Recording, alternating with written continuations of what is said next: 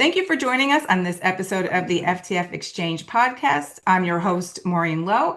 I'm the president and founder of FTF and publisher of FTF News. In this episode, we're taking a deeper dive into AI for performance measurement and taking a 360-degree look at how it actually works in practice. We'll cover everything from AI-generated commentary to finding that elusive golden source of data. AI is not going away. We all know this by now, and I hope that you do too. But knowing it's important and actually implementing it is a different story. Some firms seem to be already there and seeing the real benefits, saving time, cutting costs. Others, however, have been stuck at square one, worried about data security, accuracy, or just where to begin overall. So our guest today will walk us through the real challenges and wins when it comes to AI for performance measurement. We're here with Sean Murray and David Mellars from FactSet. And Sean leads the performance product side, and David handles the middle office product management side of things. And FactSet actually won the 2025 FTF Award for two categories, Best Performance Measurement and Best Client Reporting Solution. So welcome, Sean and David. Thanks for joining us today. Thank you. But who's counting? 2 awards, but who's counting? I mean, when you're that good, what can you do? So, Sean, Yep. you joined Bison back in 2012, so you've been with FactSet for a really long time, all through 13 years, December, yeah. 13 years. When did FactSet buy Bison? I forget. March of 2017. So Mm. it's coming up on, it's been 8.5 years now. Wow, that's frightening. Time flies. So you've been in the performance space for a long time. So what has been the most exciting thing that you feel like you've worked on? In my career, in Yeah, performance performance, measurement. you know, um, I think the most exciting thing has been the like working for so I was at Eagle before I joined Bison. And I went from a fairly large company to a very small company. Mhm. Bison was about 40 full-time employees, and Oh, we were wow. very, very, very small. And then, being acquired by FactSet, you move into a very, very large company, more than 10,000 employees. But the whole project of going to a small company and working on something very targeted and very niche and bringing it through the whole journey of, being sold and being acquired and now being integrated and building something new and onboarding clients and kind of seeing, that kind of vision that we've had come alive has been a really, really cool journey. A lot of hard work, but a really cool journey. Yeah, that's great. Thank you. And David, your role spans through a lot of different things, the portfolio analytics, risk, performance, attribution, reporting. So where do you spend most of your time now? What's your biggest priority? Really, all of it. I think our clients are looking at it as one offering, right? So they're not necessarily just coming to us, for only performance or only risk or only reporting. Mm. So I'm really making sure, everything is connected and our clients, if they so choose, can access all of our solutions. But having said that, Sean and I are spending a lot of time together lately at our biggest performance clients and on some of our biggest performance initiatives, given how much change is happening in the industry and how much opportunity there is. Okay, let's get right into it then. So, Sean, let's Mhm. start with you. And what are you hearing from clients and prospects when it comes to what performance teams want to use AI for, what they're looking at it for? What are they actually asking you for, and how do you add value as a vendor? So before I answer, I have a question for both of you. Uh-oh. So the question is, think about, maybe tell me and tell the audience, the last time you used AI in your personal life Ooh. and the last time you used AI in your professional life and what the difference is. So while you think of it, I'll tell you mine. Um, for me, like, personal use of AI has largely replaced Google. I use it as a search tool, and the last search I did is I'm a disciple at Barry's Bootcamp, and I am absolutely part of the cult. And they have a winter sale coming up soon, so I was curious when the winter sale is. And in When is my that winter sale? it's in the first week of December. And in my professional life, the Teams AI, the recap of the meetings is Yes. it's amazing, right? But I have a very kind of bifurcated use of AI in my personal and my private life. So before I tell you what I think clients are expecting from us, Maureen, what's your last personal use and what's your last professional use of AI?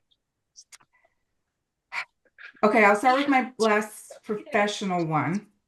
I think I remember my last personal one, but my last professional one, I use it for a lot with what we were discussing before about AI note taking on our calls. And then it's great to summarize what each speaker said and make sure that we're covering everything in our content that our speakers said. So we use it a lot for calls. For personal life, I did use it once, and actually I prefer Claude. That's my favorite platform. And I asked it a personal question, and it actually gave me the summary and said that I don't normally ask personal questions. And so it kind of remembered that, which kind of creeped me out a little bit. But my husband had done something to really make me mad at his birthday. And so I had gotten this card that was kind of sarcastic because I speak fluent sarcasm. And I wanted to add just the right note to it that was made him question whether I was being sarcastic or whether I was actually being nice.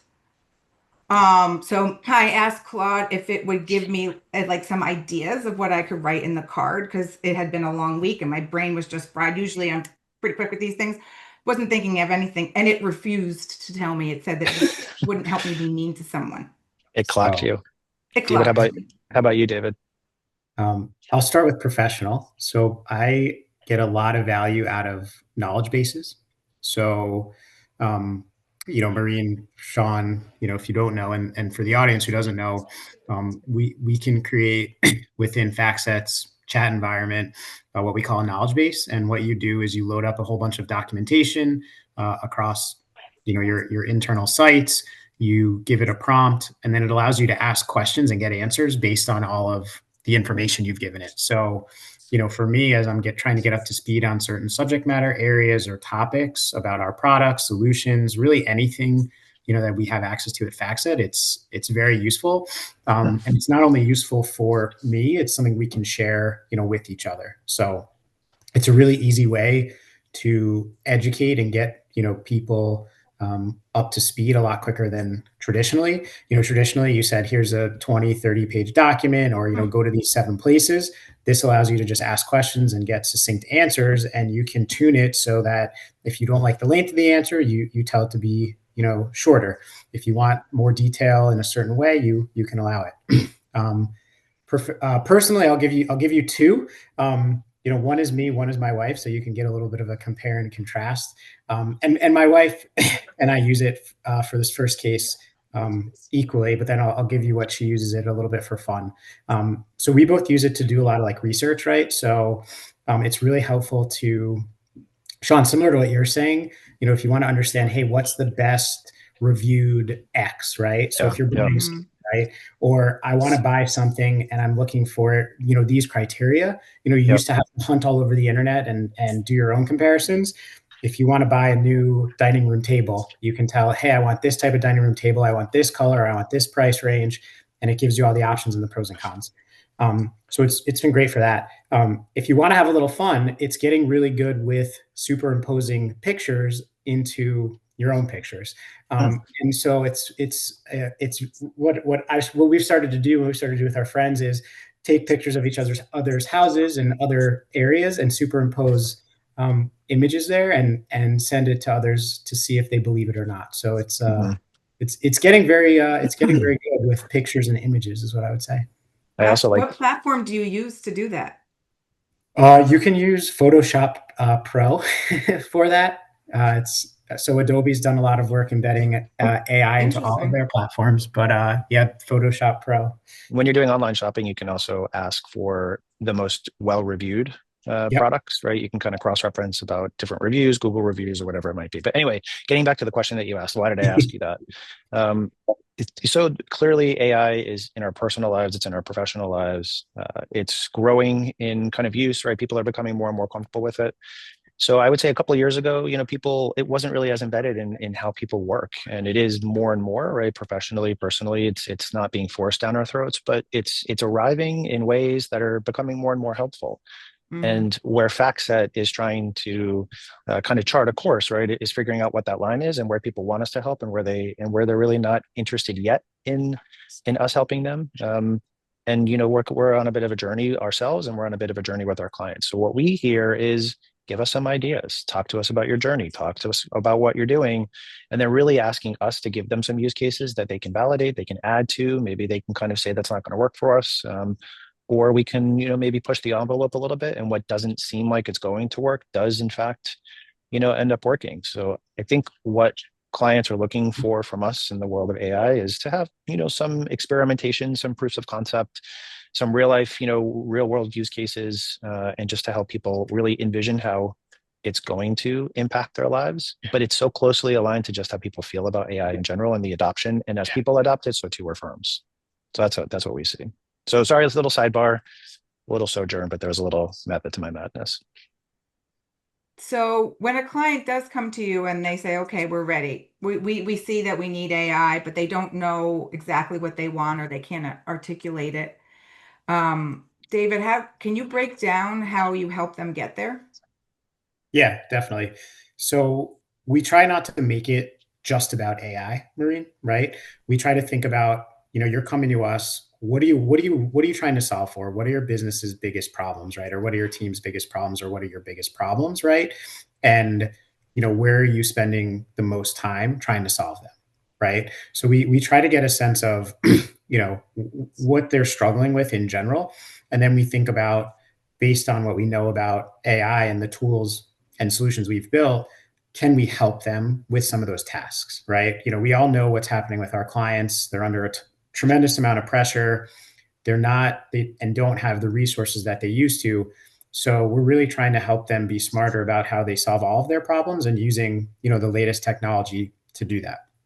We also try to level set on expectations with them, right? You're not going to go from something that's completely manual, not using AI, to using AI fully automated quickly, right? So there is a little bit of a level set on expectations, and we think about, incremental wins and incremental gains we can get. If we can help you be 30%, 40%, 50% faster, or 8 times or 10 times more efficient, like that's a big change and beneficial, right? So we try to help them with that. And then lastly, we try to get them, to Sean's point, to start small, right? Find an area where you think we can have some success.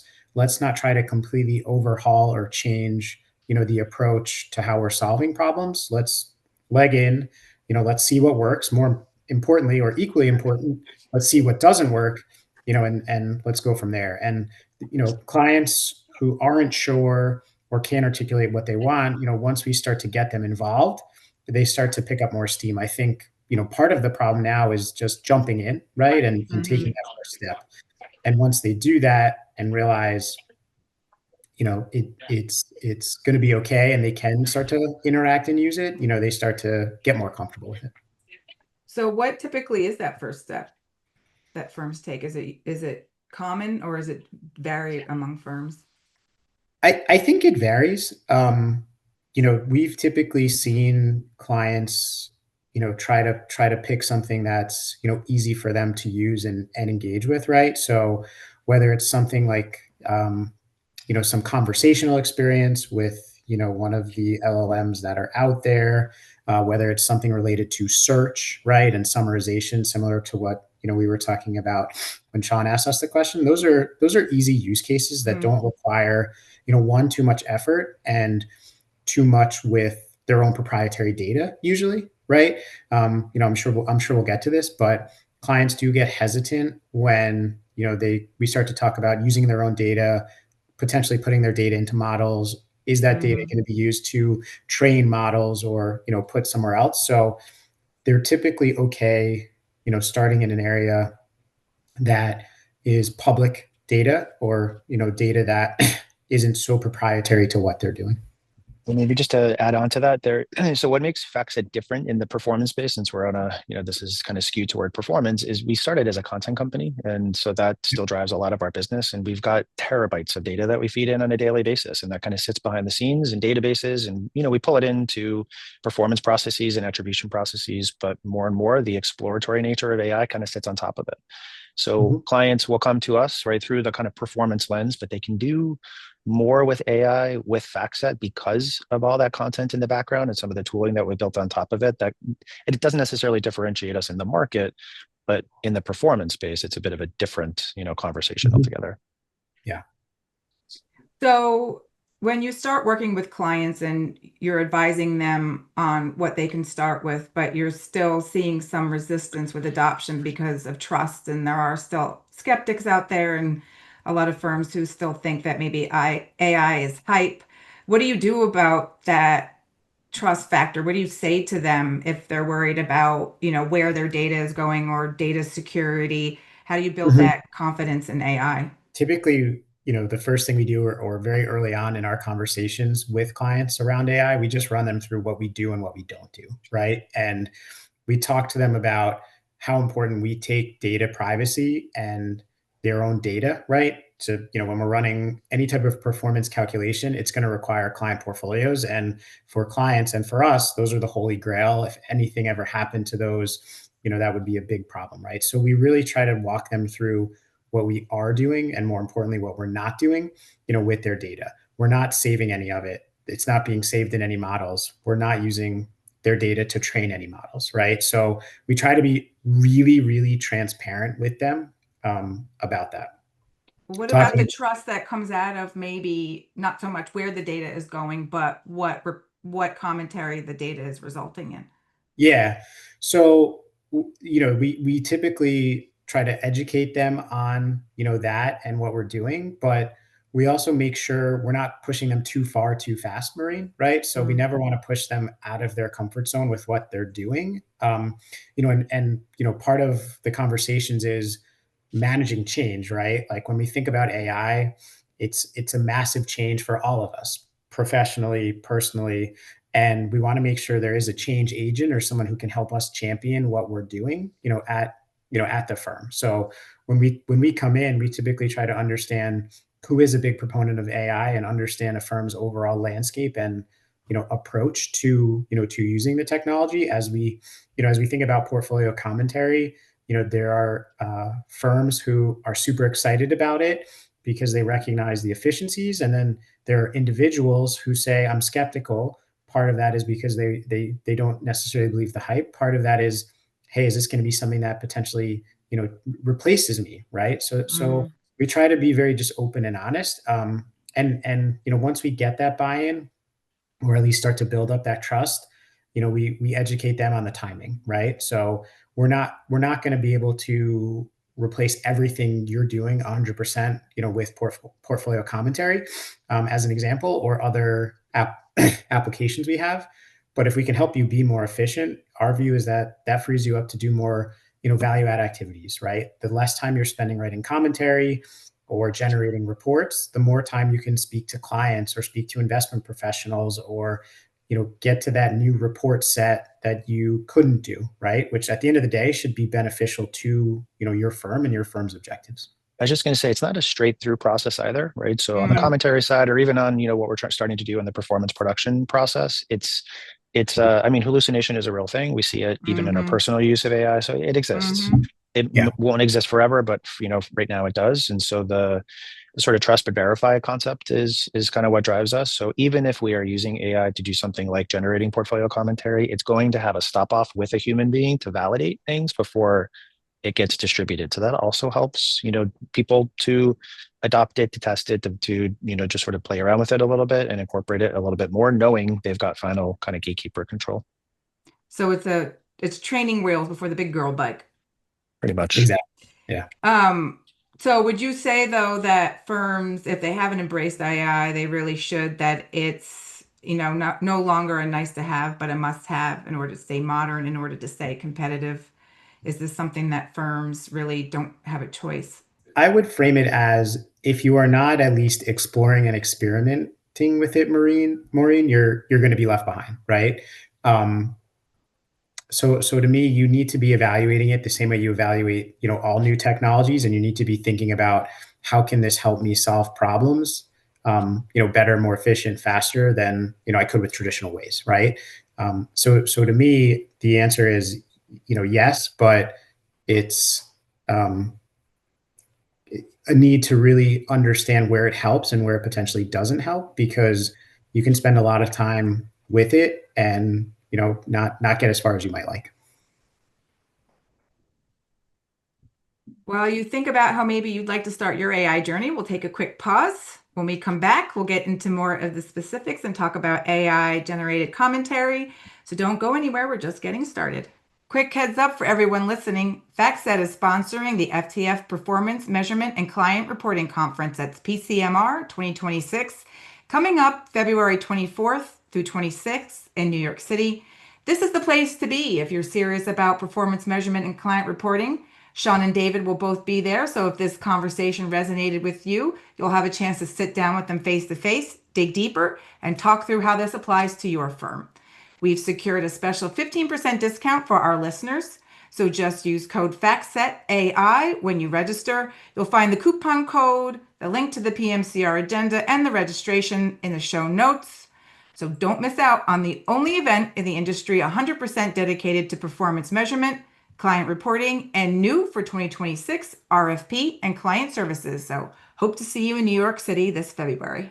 We're back with David and Sean. We're going to be shifting the conversation to AI generated commentary. So let's start off by talking about what makes this hard, because some people might hear AI commentary and they think, oh, we're just going to take all this data and dump it into ChatGPT and it writes something. So obviously that's not how it works. So David, can you just make sure that everyone listening understands what this actually means and how it works? Yeah, absolutely. So when we say portfolio commentary, we're thinking about really a narrative and a summarization engine that takes a bunch of different portfolio analytics. In this case, it's portfolio performance and attribution. It could be risk. It could be contributions. And it really takes those. It incorporates market news, right? Because at the end of the day, we want to understand what's happening in the market and what's happening with the securities that we hold and that are in the benchmark, to really tell that story. And it takes all of those tables of output and data and just synthesizes it and summarizes it into a 1 or 2 page report, that really helps you tell the story and understand what happened. So with performance teams generating numbers all day, how do you teach the AI to explain what those numbers mean? How does it take all that performance data and turn it into a story and a narrative that the client can then digest and understand? Yeah, it's a good question, and it depends on the output that we're looking to generate, right? So when we think about portfolio commentary, we really think about it through the news and what's happening in the market, right? Because clients want that context, right? So they want the backdrop of, was the market up or down for the period? Was there any macroeconomic news? What happened in the equity markets? What happened in the credit markets, right? So that's really us summarizing news and pulling out the most important factors. When we get into client portfolios, what we're doing is teaching the models what certain fields mean and what certain results mean, right? So getting it to understand, what is a performance number, attribution models. When we think about equity attribution, what is allocation effect? What is selection effect? When we think about fixed income, what is a shift effect? What is a twist effect? When we think about risk models, what is a value at risk? What is a tracking error? So, getting it to understand what that means, and then getting it to understand how it performs on a relative basis, right? So it's teaching basic, concepts, and what we're doing is giving a lot of documentation, as well as results, so it has that context and can learn. There's also a lot of back and forth, right? When we started, the results we got, they weren't great, right? They weren't something that we could put in front of a client. So there's a lot of back and forth to train How the did you model. know? Because a lot of what we did first, back to Sean's point, was verify, right? So we would generate a commentary and then we would intervene as humans and read it and say, this isn't something that matches up to, what we would expect from a client. And what's nice is you can read a lot of commentaries because they're public. They're on clients' websites, right? So we know what we're looking for, and we know what our benchmark is, for success as we generate summaries. So a lot of our early day work was reading commentaries and saying, this section's good, this section's bad. We misinterpreted this number. We interpreted this number correctly. And, ultimately building our own trust, right? in the results so that we could go put this in front of clients, and clients would trust us with it. What about tone? How do you get the tone right in it? Yeah, that's maybe the hardest part, and we're still continuing to work on tone, right? At first, when we did it and we released portfolio commentary, it was tone agnostic, meaning there was one tone, right? As we started to talk to more and more clients, they started to say, how do I make this sound more like our own commentary, right? How do I make this a little more positive than what you have FactSet? How do I make this a little more negative? We tried to stay somewhat neutral, but key off of words, right? So if outperformance was a certain amount, we wanted to use words that reflected that. If we underperformed, and we wanted to reflect that with certain words. More recently, as the models have matured and we've matured our process, we've started to think about how do we do more with a client's own voice, right? And we are releasing something called a style guide, which allows you to give us your commentary so that we can understand the narrative and the voice and apply it to the commentaries that we're generating. So it's been So it's customized to their tone. Yeah, that's where we're going. But in the early days, it was very hard to do that, and we spent maybe not as much time perfecting the words we were using as we were perfecting the narrative and the results. But we paid close attention to it because back to the early days of training, as we went through it, we were getting words that didn't make sense based on the results, right? And as you read it, the LLMs interpreted all of the results correctly, but they would use the wrong words for the wrong situations, right? So there's a lot of work that went into the grammar and the tone as much as it did the results and what we were putting out there. So this, using AI to generate this commentary isn't like writing an internal email. So like back to the trust factor, how do you address that with clients? Do they, how are they trusting that the data that's being computed is right? Yeah, so we do a couple things. When we generate commentaries, we always link back to the source, right? So we want to make sure that when a client sees a number, they know where that number came from. And this gets beyond the generation of performance or attribution results. It gets into, did we get clean data? Did we reconcile that data? Did we get clean analytics? Did we calculate and reconcile those analytics? So there's a whole part of the process that is happening to make sure we can get trusted results. But we also want to make sure clients can go see and audit those results. And a lot of our clients have been using FactSet for years, for decades. So they're already comfortable with the numbers. And so, they trust that we're pulling the numbers, correctly and appropriately. The other thing that they are still doing is they're still verifying that the commentaries and summaries we are generating are correct, right? So clients aren't saying, let me run a commentary in FactSet and then shipping it off to a client without looking at it. They're generating the commentaries and then they're reading them, to make sure they're comfortable with them. This is saving them time because prior to this, they were writing them from scratch, right? Or they were using a template as a starting point, but they'd have to pull all this information and run a bunch of different processes. And now they press a button and that happens in 30 seconds, 60 seconds. Wow. So what it's doing is it's allowing them to write more commentaries, right? It's allowing them to write more frequent commentaries as well and just get more interactions and touch points with their clients. And so what's the benefit of having more commentary? More commentary is you can do this on a more frequent basis. So we typically saw clients do this quarterly. Now they can do it monthly, right? So they can provide more insights to their clients on a more frequent basis.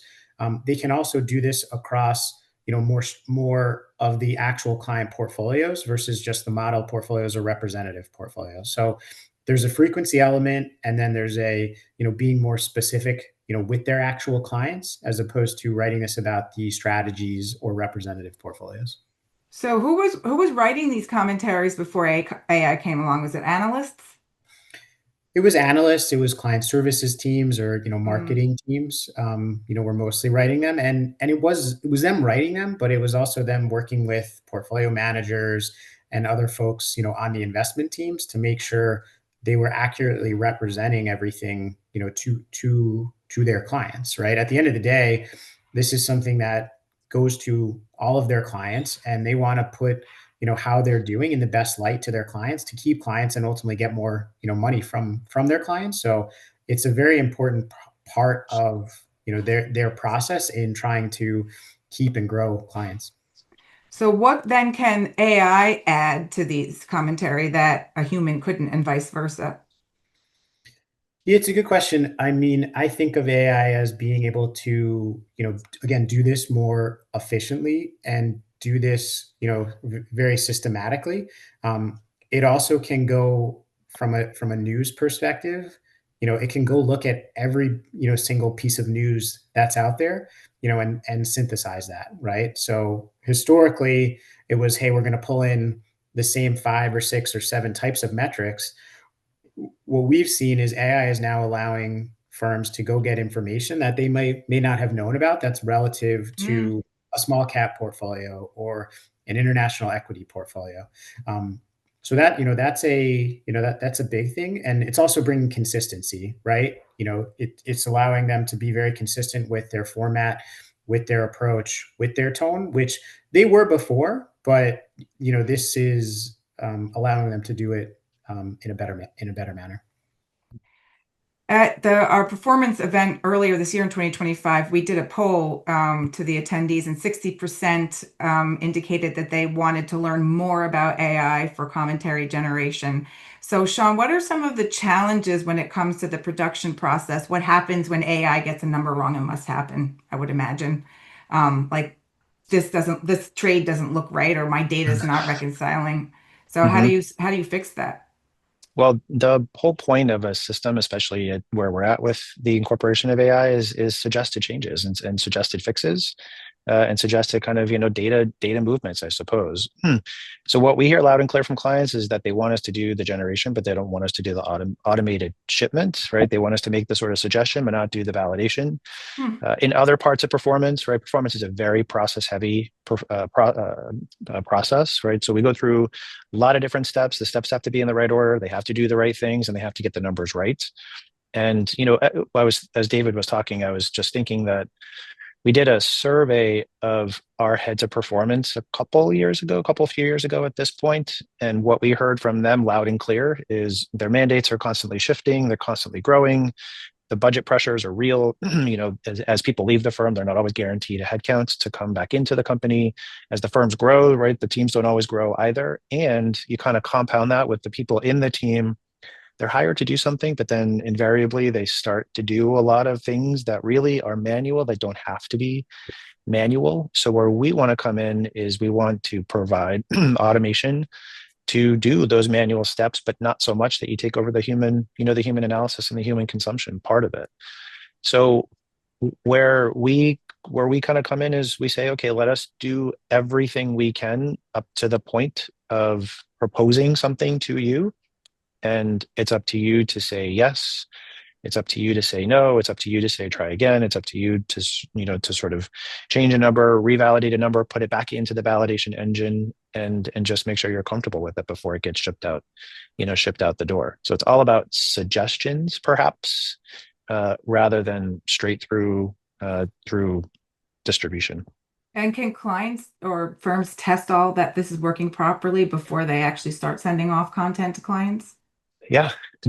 So again, what David was saying earlier is it's our job to produce these things. It's our job to create software that gets more and more human readable, more natural, more in the voice of the client themselves. But at this point, not through the point of automatic distribution. So I'd like to shift a little bit to the wins, because we do hear from a lot of our readers that they want to move beyond talking about strategy and more into implementation, and more importantly, wins. How are firms actually using AI now? So David, are you able to share a success story with us about a firm or a client that's actually using AI commentary generation successfully, and what that looks like for them? Yeah, absolutely. So, I mean, we have a lot of firms who are using it. One firm that comes to mind, they have a lean operation, right? So they have chosen to automate, as much as they can. They've been on the leading edge of technology. And as we launched commentary, they were very interested and eager to work with us. So, we did a lot of work with them to stand them up for one strategy. We said, listen, let us try to get one of your strategies 70 to 80% there with commentary. And then if we are successful with that, we can start to roll that out, scale that out further. So we did a lot of back and forth with them after our first release, got them comfortable. And, then they moved every single strategy that they were writing commentary for to our commentary engine. And, in typical fashion for them, they really automated all of that. So that was something they started to set up on a quarterly basis. Then they moved that to a monthly basis, like I was talking about earlier, and they're continuing to talk about how they do that across more of their multi-asset class strategies with us. So it followed the arc and trajectory that I was talking about earlier, where they started small, we built trust, they got comfortable with everything, and then they started to roll that out and embed that more and more into their processes. So how long did that take from starting to use it to Yeah. customizing it, getting it the way they want it? How long was that process? It definitely took a couple of months. There was a lot of back and forth. There was a lot of That's direct not so bad. discussions with them. Yeah. So it wasn't as long as maybe we were expecting, but it definitely wasn't a hey, let's go in there for a day or a few days, and then you're live and ready to go. So what about it was shorter than you were expecting? Is it come down to like their data? Was their data in a better spot maybe than you were Yeah, expecting? it comes back to they've used FactSet for a long time for reporting, right? Mm. And to generate this commentary on their own. So their data was in a very good spot. They were also very in tune and aware of all of their portfolios, right? So they had a good, very intimate knowledge of those, and they were able and put in the time and gave themselves the space to do a lot of the comparisons and roll up their sleeves to understand, was what they're getting something that they could go put in front of portfolio managers, their CIO and their clients, right? So a big part of it was making the time to focus on this. We've seen a lot of clients aspire to use AI and integrate it, but then they don't carve out the appropriate amount of time, right? And it's Mm. not something you can do on the side, with 5%, 10% of your time. You really need to put, an outsized effort into it up front to be successful. You've given us lots to unpack there, so we're just going to take a quick breather. And when we're back, we'll move beyond commentary generation to look at other AI use cases and whether one version of data is truly possible. So don't go away. Have you downloaded the latest ebook from the FTF Research Institute? FactSet just released a playbook called At the End of It, a buy-side playbook for reporting success. The research findings focus on how to deliver better report to your clients, but here's why it matters for what we talked about today. You can't deliver excellence externally without getting your data and processes dialed in internally first. And that's exactly what this playbook walks you through. They surveyed over 300 asset managers and owners, and the findings are eye-opening. 70% struggle with data issues, 70% find delivering customized reporting challenging. But here's the flip side. 62% say high-quality reporting is a competitive differentiator that wins business. So this playbook, it's your roadmap to becoming one of the firms that gets it right. So if you haven't read it yet, head on over to the FTF Research Institute and download it today. You'll find the link in our show notes. Okay, so we've spent a lot of time talking about AI commentary generation. So let's shift the discussion a little bit, and we want to talk about other areas where you're seeing AI can make a big impact in the performance workflow. FactSet's been doing AI for years and data integration as well. So I know that you're focusing more on the middle part. You had mentioned in an interview we did with you earlier this year. So what specifically does that include? So the middle parts, yeah. We during the interview in March, I think it was, Yep. I talked about how we're experimenting and we're kind of shifting back into the production process. So everything David has been talking about on the commentary side is after the results have already been produced, and things are kind of done. So naturally, we started to ask ourselves, what can we do during the production process? Performance is a very production-heavy process. And are there parts of this that can be not necessarily disrupted, but made more efficient through the use of AI? So canvassed our clients, looked at ourselves, and chose really one kind of critical piece during the performance production process. Essentially, when data comes into FactSet, we do a lot of data validation. So we try to make sure that the portfolio holds together before we get to the calc process. And our belief is, if you've got good quality data, then naturally you're going to get good quality results. But that process of kind of guaranteeing good quality data takes time. And so we run through algorithms and we essentially say, okay, do the holdings match the transactions? And if they don't, where are the breaks? And not only where are the breaks, but what can we do to solve them, right? Internally, we call this unaccounted traits. And it just does basically a comparison to make sure we've got high quality data. When we canvassed our clients, what they told us is, we spend a lot of time doing this and it would be great if you could help us. And so that's really where we started. And it's not a product yet. It does exist as an AI solution, but it's more of a proof of concept. I refer to it as an experiment. It still kind of is. We're shopping it around, we're talking to clients and just kind of trying to understand what they see as the value. So how do we do it and what do we do? Essentially, the data comes in, it's fed into just the validation engine. If the validation engine finds that there's a break, which is the typical FactSet validation engine, instead of feeding it to the user, we feed it through AI. And we sort of say, okay, here's the break. Here's how you go about understanding what the possible path to a solution is. Here's how you find the wrong answer as well, and basically go through and iterate and try to find, what the solution to this could be. So is it a wrong price? Is it a wrong quantity? Is it a wrong date? Do I need to back this up? Do I need to kind of push it forward? And, we're software providers, we think in very binary terms. So when we create code, the code typically arrives at an answer. AI could not be more different, right? AI is a very kind of nebulous thing. And so as David was saying earlier on the commentary side, behind the scenes, we essentially have to feed in the instructions on how to find the right answer. But we have also discovered if you don't feed in instructions on how to find the wrong answer, you often get more wrong answers. This is called prompt engineering. And so prompt engineering is more of it is a science, but it's more of an artistic science than pure kind of coding is.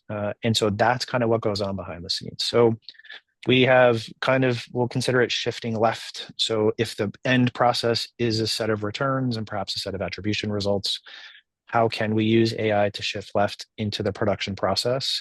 It's one idea. It's certainly not the last idea, but it's where our clients have said we spend the most time. So we thought it was naturally the area where we could be the most disruptive and, perhaps the most can, benefit our clients the most. So you've also, back to the data quality point, you've also talked a lot about golden source and that performance book of record. How does a firm know when they've actually gotten there rather than just thinking that they have? When every portfolio is clean, can come into the system, can be validated, passes validation, processes through the various steps, gets through the point of generating the return, passes some post-calc validation itself. Perhaps you're comparing to a benchmark, maybe you're comparing to other peer groups or peer portfolios. It's essentially feeding data in, validating that data, calculating the return, validating the return, storing the return, blocking the return, and it's all on the quest of getting ready for distribution and trust and kind of automation really through end to end. So how is AI helping to do that in a way a human couldn't? That's really where we're just getting started. And this is where I would also argue that perhaps the performance community is getting more comfortable with what AI can do rather than us having a solution. So again, we're kind of testing the waters. And as we have proofs of concept or as we have these experiments that are live and up and running, we're showing them to clients, we're getting feedback. We're hearing some things like, I want to feed in my own use cases. I want to feed in my own, prompts for what is correct. I want to feed in my own prompts for what is incorrect. So we're starting to kind of understand the framework that we need to operate under in order to give people that confidence. But this kind of one test that we have and this one piece of the process is just one of those things. And ultimately, I think we can kind of expand it throughout that. We're not replacing people, but we're letting people get back to the things that they've told us that they want to do. And, analyzing huge, vast data sets is not necessarily things that people want to do. They want to do the things that come on the back end of that. And they want to, provide analysis on top of a portfolio, talk to clients, really provide a lot of value on top of what the production process is, rather than being so mired into what we need to do in order to do the process in the first place. That's what the machines can do for us. Yeah, and maybe if I could add, right, like so much of what we're doing, as we've talked about and Sean just hit on, is workflow related, right? And those workflows really run overnight, and they run multiple times per night. And when we think about, how AI can help us, we've been really thinking about how can agents help us monitor those tasks and escalate anything, that is wrong. So the way we've done this today is with technology and with people, and making sure that if something is not started or long running or errors out, we can escalate. What we're starting to think about is, can we create agents that monitor, our process, end to end, and not only alert us if there's an issue, but take some steps to potentially fix issues, right? When we see issues, they're really one of two issues. One, an issue that is fixable, something needs to be restarted or rerun or validated for the rest of the production process to continue, or there's a critical issue and we need to, pull the fire alarm and get everyone online to fix it. And what we're thinking about is not only from a monitoring perspective, but from a simple issue resolution. Can we start to build and create agents that allow us to do that? That would allow clients to not have to deploy, as many people, right? And allow vendors like ourselves to not deploy so many people, but also to fix and resolve issues, quicker, which is really, what our clients are asking us to do. So, David, where else can AI actually move the needle in performance measurement? Yeah, so I think it is to the point we were talking about on, on that production process, right? And, really becoming, more efficient there. So many of our clients want us to deliver results earlier, and they want us to deliver results to where their consumers are. So what do I mean by that? All the clients we service are global. They have teams in the US, they have teams in London or somewhere in Europe, they have teams in Asia, whether it's Singapore, Hong Kong, and they have teams in Australia, right? And they all have done that because that's where their clients are, right? And today we see a lot of our clients running monolithic global, production processes, and they try to get the Asia portfolios or the Europe portfolios earlier, but sometimes those clients aren't getting results till midday or later in the day, or sometimes on a T+1 basis, right? And so one of the things we've been thinking about is, can we use AI in collaboration with our clients to deliver results, before market opens in those regions, which, right now is a very, very tall task, right? Because there are accounting implications, there are calculation implications, there are report implications. But that's ultimately where I think we would like to go. That's one of the North Stars that we've been talking about that really excites our clients. And we don't think we can get there with just humans, and need to think about how can we use technology and how can we deploy AI agents to get us there. I would also add that we're a huge content company. We do a lot of data collection every single day, and we store this right down into databases every day. And we started to deploy AI in trying to make that data ingestion process more efficient. So it does a lot of tasks that used to take a whole lot of people, and we have introduced AI just to help with that process. So imagine, right, you're a firm, you're launching a new strategy, you're onboarding a new portfolio, perhaps you have a small acquisition that you've made that you need to ingest or onboard those accounts, right? So we talked about shifting left into the production process, but we can continue to shift left into the ingestion process, as David talks about the prioritization of portfolios or accounts throughout, a firm's global, kind of global workforce. So we can continue to kind of shift it up through the point of the genesis or the ingestion of the data as well, and make a difference. So what happens to performance measurement when firms move into the private market space, which I know is booming, ETFs and alternative assets? It's really more of, the same, right? So it's, do we have all the right data? Do we have the right calculations for private assets and ETFs? As we've talked to clients about performance on privates, it has a slightly different meaning than running performance on publics, right? So it's understanding, the fundamentals and foundational elements, there. For ETFs, clients want to run a whole different attribution model because they're not making active bets, right? That's a passive bet, and they want to reflect that. So it's making sure we have the right context for our clients, and then applying the same principles, we've been talking about here, to really get those right. Having said that, it's still early stages, especially for private assets and performance. And so a lot of what we're doing is having just discovery conversations with clients to give them our perspective, share with them what we've seen, and ultimately get to the right answer for them. Because I don't know that there's a right answer or an industry standard today.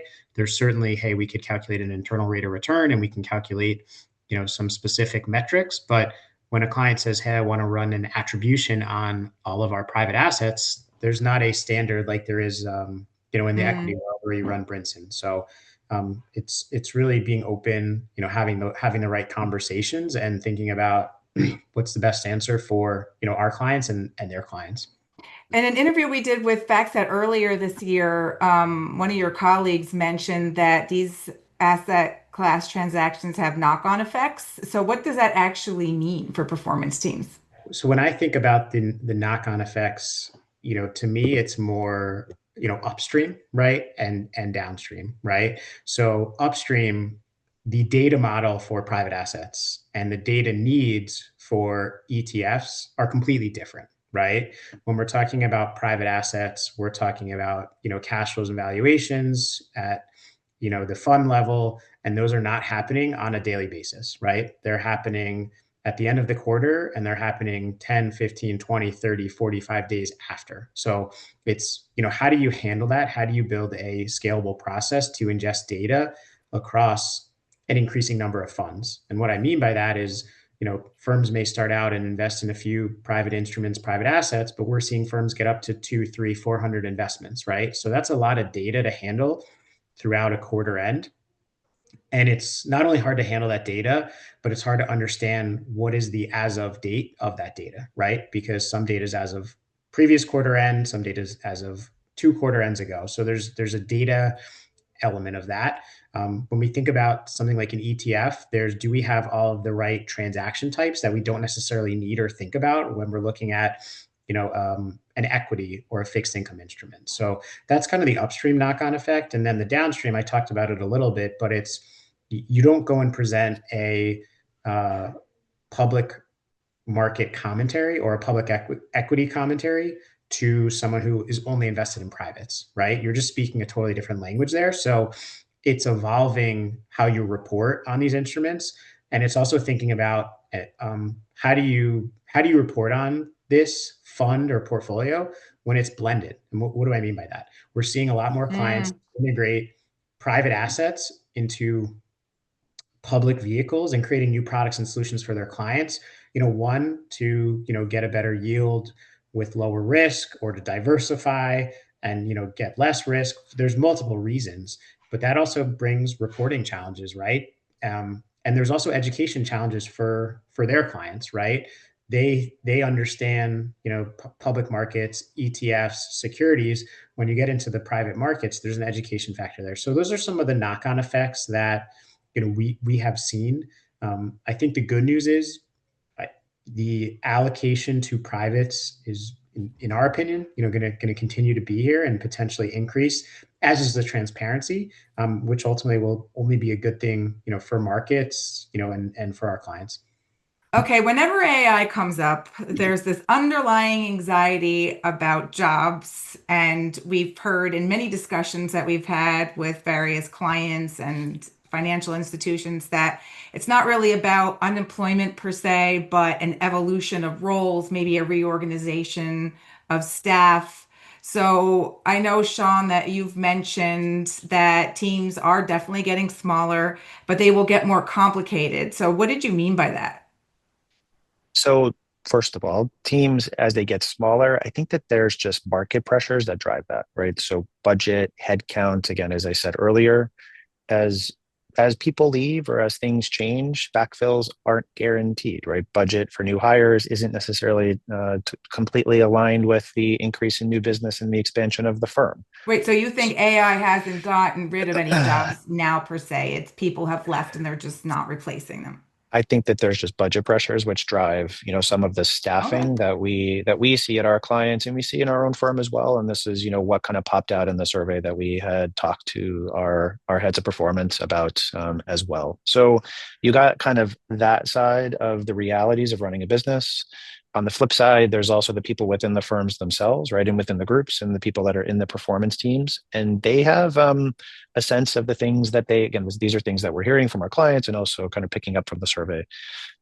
There are things that they want to do and there are things that they have to do in their jobs. And those two things are not necessarily aligned.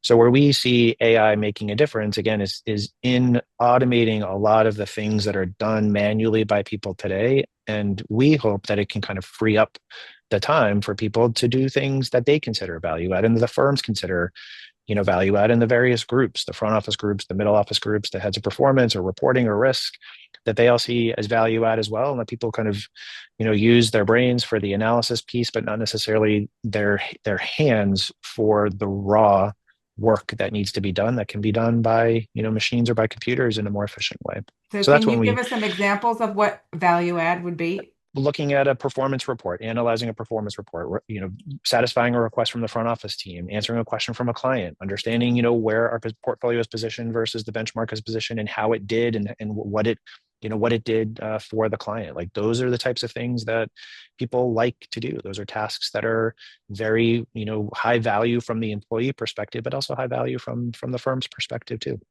And probably generates more money in the end.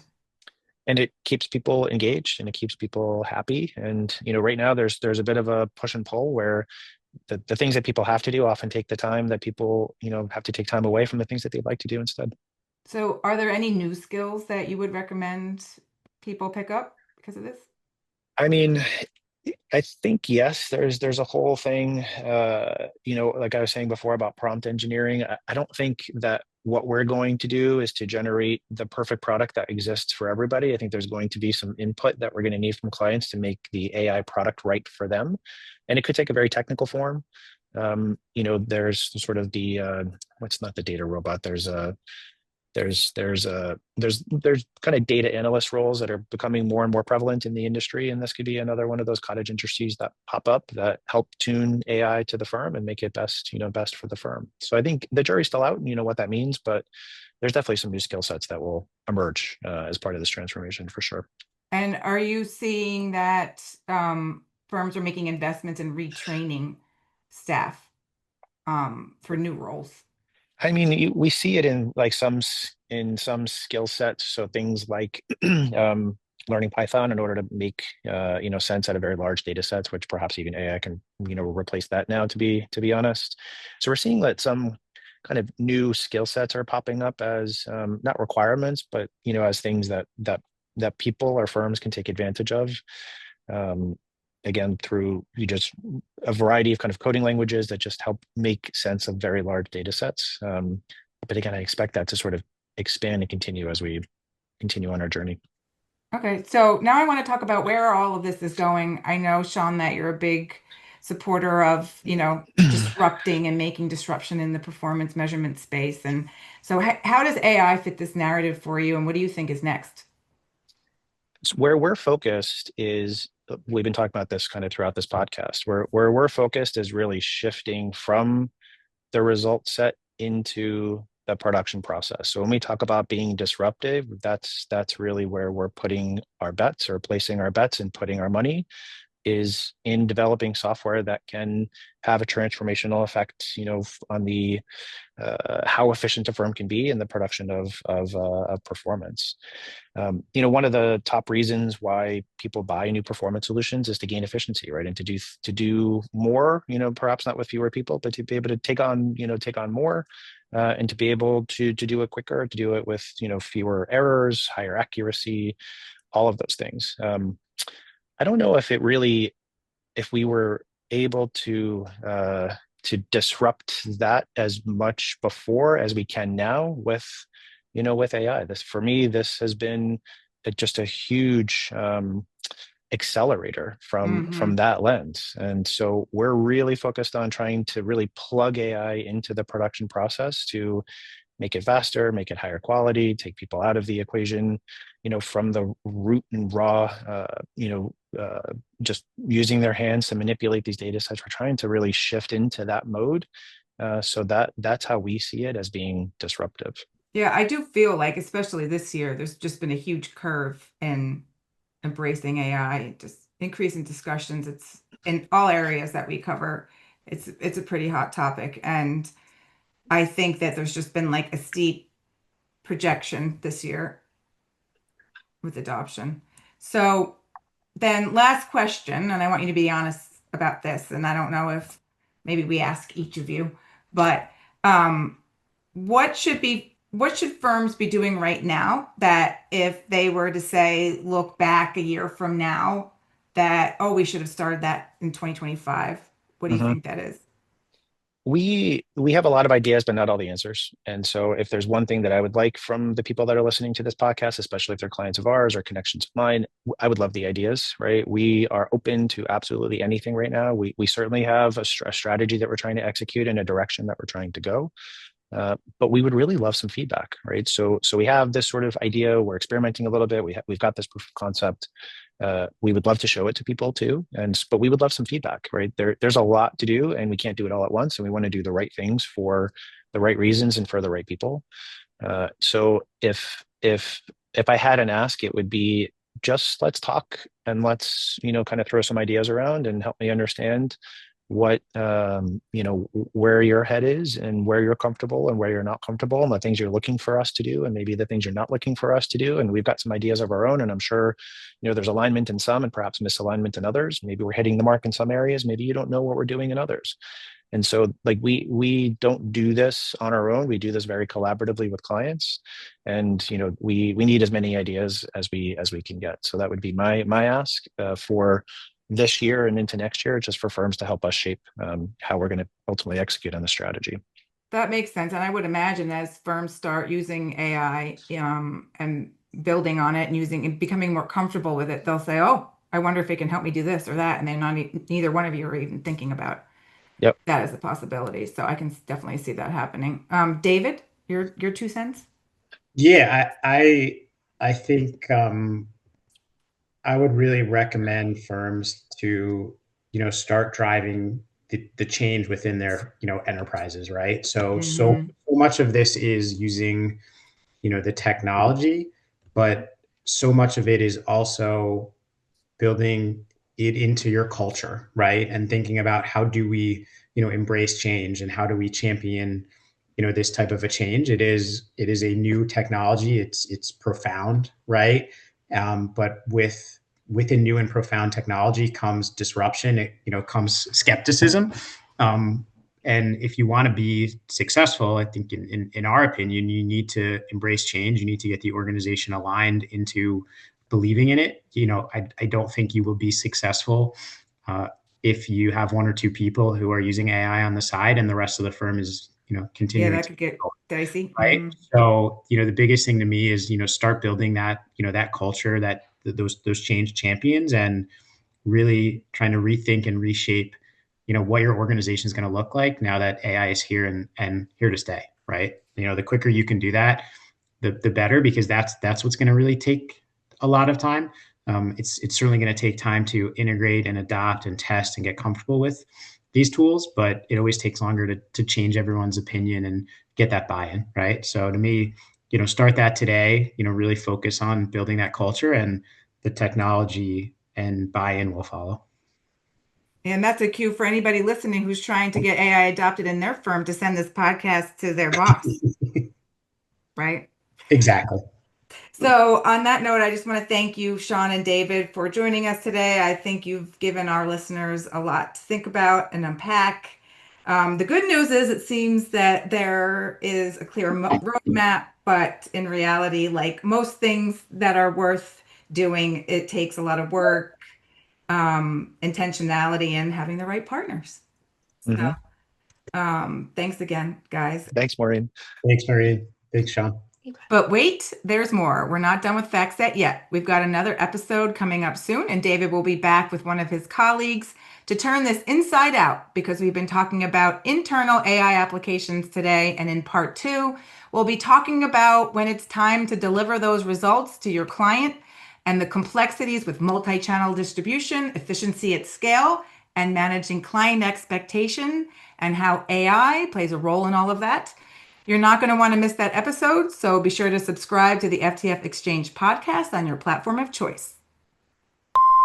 Thank you for joining us on this podcast of FTF. Nope. See, I already did it. In this episode, we're diving deeper into AI, but for that. I hate this.